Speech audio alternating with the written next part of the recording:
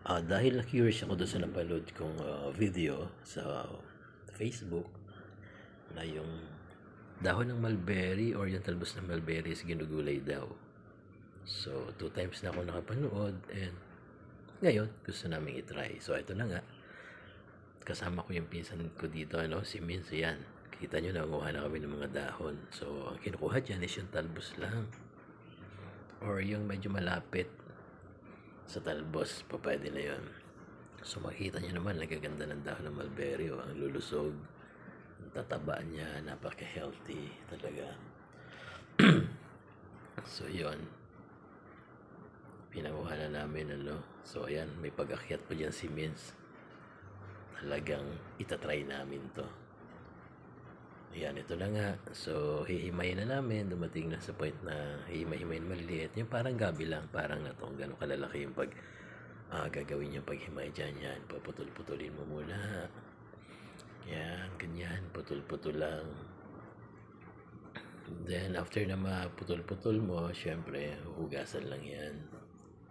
So, kapag nahugasan na, ready na natin yan. So,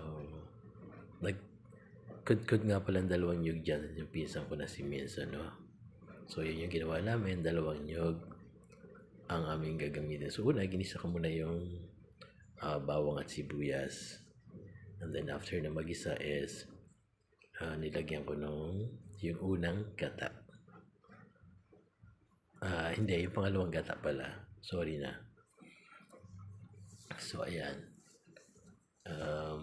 Himay-himay muna. So, kinikwento ko lang yung magiging flow, Kasi medyo hindi pa ganun kaganda yung pagkaka-video namin kasi unang subok pa lang namin to. So, ayan na nga. Nakasalang na siya. Yung unang gata yan. Kung makikita nyo, kumukulo na. Then, after na maiga yung unang gata, so, ilalagay naman natin yung kakang gata. Ayan, makikita nyo. Nilagyan na namin ng isang sardinas yan. So, yun yung pinambangot namin. And then, ito na yung tikiman portion, So, yan.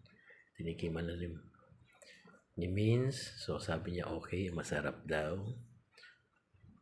So, ang lasa niyan is parang natong din, parang gabi, parang laing, ganun. Mas masarap pa nga. Mas masustansya pa yan siguro kung tutusin. Kasi mulberry yan.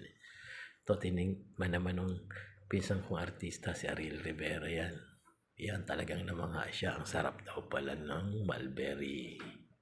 Yun, legit talaga yung mulberry. Pwede siyang gulayan. Masarap talaga. Kaya kayo, subukan nyo na rin.